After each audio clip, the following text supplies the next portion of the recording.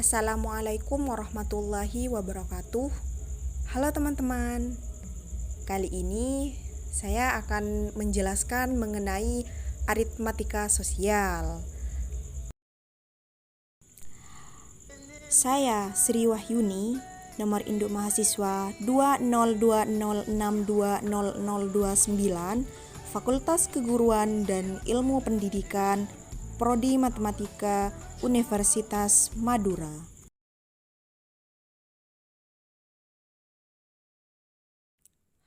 Untuk sebab yang pertama, pengertian aritmatika sosial.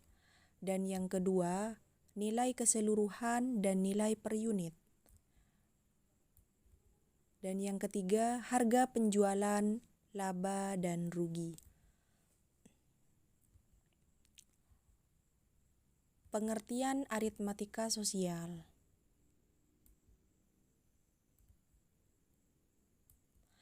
Aritmatika sosial adalah ilmu yang membahas transaksi ekonomi dalam kehidupan sehari-hari yang dipecahkan dengan aplikasi aritmatika. Materi yang dibahas dalam aritmatika sosial mencakup perhitungan terkait harga, laba, rabat atau diskon, rugi, tara, bruto, neto, bunga, pajang, skala, hingga perbandingan. Sementara itu, dalam bidang ekonomi, materi tersebut kerap dikaitkan dengan untung, rugi, harga, pembelian, dan penjualan.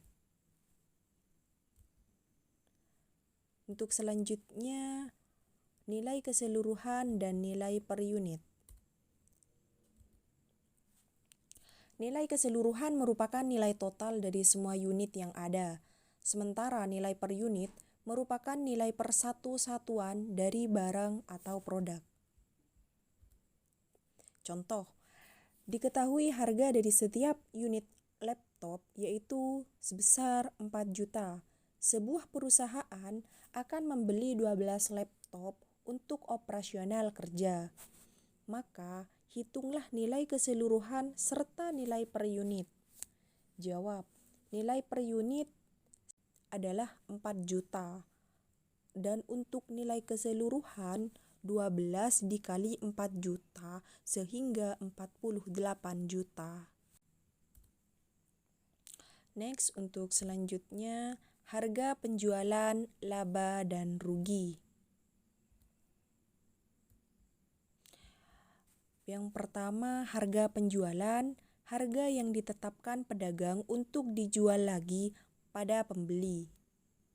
Dan yang kedua, laba atau keuntungan adalah jika harga jual lebih tinggi dari harga beli, maka penjual tersebut bisa dikatakan mendapat laba atau untung. Dan yang ketiga, rugi. Kondisi di mana harga penjualan lebih kecil daripada harga pembelian. Laba. Untung sama dengan harga jual HJ dikurangi harga beli HB. Langsung saja ke contoh soal. Terdapat seorang pedagang beras yang membeli 1 ton beras seharga 9.150.000. Kemudian beras tersebut akan dijual kembali dengan harga 9.500 per kilogram. Untuk menjual beras itu, si pedagang tersebut harus menyediakan plastik sebagai pembungkus dengan harga 67.000. Tentukanlah berapa laba dan rugi penjual beras tersebut. Nah, untuk penyelesaiannya, harga beli beras per kilogram sama dengan harga beli beras ditambah plastik pembungkus. Untuk harga beli beras sebesar 9.150.000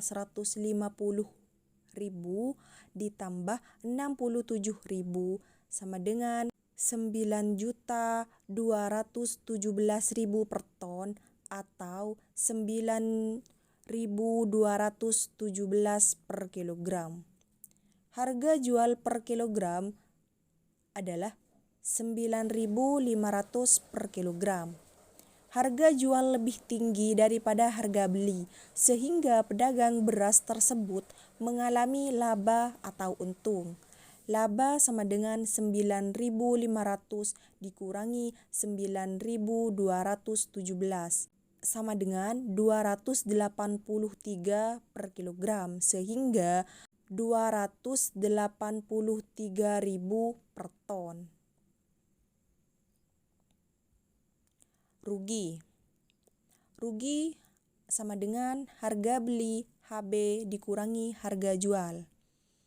Sebagai contoh, Pak Putra membeli sebuah mobil bekas seharga 40 juta. 1 tahun berikutnya, mobil tersebut dijual kembali seharga 36 juta. Hitunglah persentase kerugian Pak Putra dari hasil penjualan mobil tersebut. Untuk penyelesaiannya, harga beli 40 juta dikurangi harga jual 36 juta, jadi 4 juta. Besar kerugian Pak Putra yaitu 4 juta, sehingga persentase kerugiannya adalah rugi dikali 100% dibagi HB, harga beli. Untuk ruginya 4 juta dikali 100% dibagi 40 juta. Jadi 400 juta dibagi 40 juta sama dengan 10%. Sehingga persentase kerugian dari Pak Putra dari hasil menjual mobilnya adalah sebesar 10%.